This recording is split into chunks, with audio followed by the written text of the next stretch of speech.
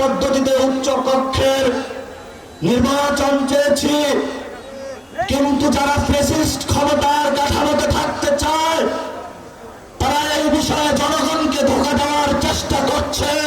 আমরা সারা দেশে জাতীয় নাগরিক পার্টির পক্ষ থেকে জুলাই যোদ্ধাদের নিয়ে প্রত্যেকের দুয়ারে দুয়ারে যাচ্ছি সংস্কার, বিচার এবং নতুন সংবিধানের দাবিতে। কারণ বাংলাদেশে আমরা মনে করি যদি আমরা একটি নতুন সংবিধান গঠন না করতে পারি তাহলে বাংলাদেশে খুনি হাসিনা এবং ফ্যাসিস্ট সরকার বারবার ফিরে আসবে।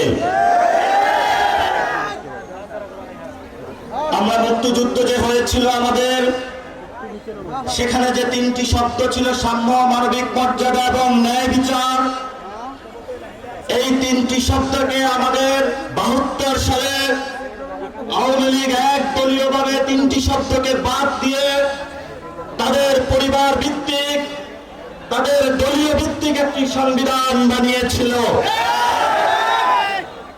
এবং এই সংবিধানে ভারতীয় এজেন্ডা বাস্তবায়নে তারা গত 50 বছর ধরে বাংলাদেশের মুসলমানদেরকে নিপীড়ন করেছে, আলেম সমাজদেরকে জঙ্গি তকমা দিয়েছিল, আমাদের নারীদের উপর অত্যাচার চালিয়েছে, তারা আমাদের পাহাড়ি ভাইদের উপর অত্যাচার চালিয়েছিল, বাঙালি জাতীয়তাবাদের মধ্য দিয়ে বাংলাদেশে তারা বিরোধের রাজনীতিতে ঠেলে দিয়েছিল। আমরা জাতীয় নাগরিক পার্টি এনসিপির পক্ষ থেকে আপনাদেরকে উদাত্ত আহ্বান জানাচ্ছি, আমরা যদি শক্তিশালী একটি বাংলাদেশ গঠন করতে চাই তাহলে আমাদেরকে একটি নতুন সংবিধান বানাতে হবে। যেই সংবিধানের সাম্যের কথা থাকবে, যেই সংবিধানে মানবিক মর্যাদার কথা থাকবে, যেই সংবিধানে ন্যায় বিচারের কথা থাকবে, যেই সংবিধানে আপনার সন্তানের ভবিষ্যৎ নির্ধারণ থাকবে, যেই সংবিধানে আমাদের অধিকারের কথা থাকবে, যেই সংবিধানে আলেম সমাজের অধিকার থাকবে। আমাদের অসংখ্য ভাইকে শহীদ করা হয়েছে, তারা বিডিআর হত্যাকাণ্ড ঘটিয়েছিল, তারা শাপলার ম্যাসাকার ঘটিয়েছিল, তারা বিএনপির অসংখ্য নেতা কর্মীর হত্যাকাণ্ড তারা ঘটিয়েছিল, জামাতের অসংখ্য নেতা কর্মীকে তারা গুম করেছিল। এই সকল হত্যাকাণ্ডের আমরা বিচার চাই। আমরা সকল দল, বিএনপি জামাত থেকে শুরু করে যারা বিভিন্ন সময় করে দল করে নাই, রাতের আধারে খাট থেকে বাংলাদেশের খুনি বাহিনী তাদেরকে নিয়ে গিয়েছিল, জেলে মরেছিল, লাশ সাগরে ভাসিয়ে দিয়েছিল। আমরা তাদের বাংলার মাটিতে বিচার করব ইনশাআল্লাহ। আপনারা জানেন বর্তমান বাংলাদেশের আমাদের যে সংসদীয় ব্যবস্থা রয়েছে, শেখ হাসিনা মতন একজন খুনি ফ্যাসিস্ট সরকার আমাদের সামনে বারবার ফিরে আসবে, যার হাতে বিচারালয়ের ক্ষমতা, যার হাতে সংসদীয় ক্ষমতা, যার হাতে নির্বাহী ক্ষমতা। এই জন্য আমরা পাওয়ার ব্যালেন্সের চেক করার জন্য পিআর পদ্ধতিতে উচ্চ কক্ষের নির্বাচন চেয়েছি, কিন্তু যারা ফ্যাসিস্ট ক্ষমতার কাঠামোতে থাকতে চায় তারা এই বিষয়ে জনগণকে ধোঁকা দেওয়ার চেষ্টা করছে। রাজপথে ঐক্যবদ্ধ থাকবেন, বাংলাদেশের মানুষ নতুন সংবিধান, সংস্কার এবং শেখ হাসিনার বিচারের টিকিট নিয়েই ঘরে ফিরবে ইনশাআল্লাহ। প্রিয় নেত্রকোনাবাসী, প্রিয় বাংলাদেশবাসী, বাংলাদেশে অসংখ্য হত্যাকাণ্ড ঘটেছে, অসংখ্য ঘটনা ঘটেছে। এর মধ্যে বড় একটি ঘটনা হলো 10টা অস্ত্রের চালান। যদি অস্ত্র হ্যান্ডেলই করতে না পারেন তাহলে নিয়ে আসেন কেন আপনি? আমাদের দক্ষিণ এশিয়াতে এই অস্ত্র কাহিনীর কারণে বাংলাদেশ সার্বভৌমত্বের হুমকির মধ্যে পড়েছে। অসংখ্য মানুষের জীবন বিপন্ন হয়েছে।